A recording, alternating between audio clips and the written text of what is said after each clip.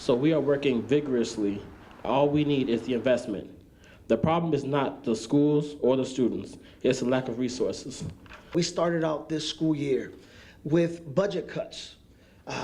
And in some of our schools, more than $1 million.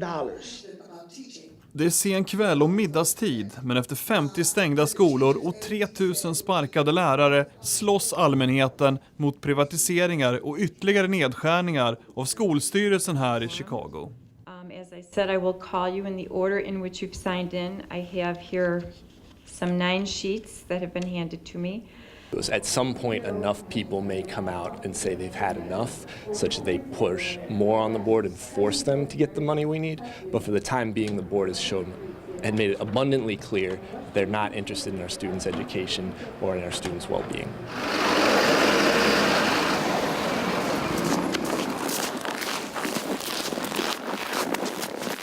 Ute på gatorna har rekordkölden släppt greppet om den kylslagna stan. Men Howard Heath väljer ändå att gå med sitt barnbarn till skolan. Han gick i pension för 7 år sedan och plötsligt har han upptäckt att det är hans ekonomiska framtid som står i centrum för Chicagos kris.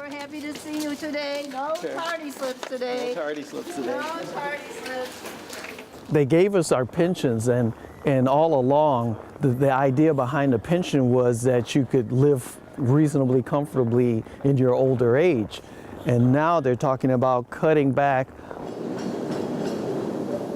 Ingen amerikansk storstad har en större pensionsskuld än Chicago. Det finns bara täckning för knappt 40% av de framtida utbetalningarna till polis, brandmän och lärare. Och nu sker förändringarna snabbt i 9-miljonersstaden. It's kind of ominous. You know, it reminds me of Detroit again. When I see this, I think of Detroit. We were doing a 2-day march and making a point of going past every school that was going to be closed. So I think we actually started here, and it was at a time where the name was still on the marquee. So I don't think in the technical sort of Detroit sense or Greece sense or something that Chicago will go bankrupt. I think it's more likely just to have diminished public services or social services. We just can't afford it. I think we'll probably draw back before we get to the city as bankrupt. Although, in this sense, bankruptcy offers some advantages to a city because it means they can just get rid of some of the liabilities. And that's what Detroit's doing. Detroits konkurs skickade visserligen en chockvåg genom det amerikanska samhället, men visade också att det går att kapa de största utgifterna, pensionerna. Här har pensionsskulden rusat på grund av för små inbetalningar och den påfrestande börskraschen. Och i Chicago hotar nu sänkta utbetalningar och höjd pensionsålder.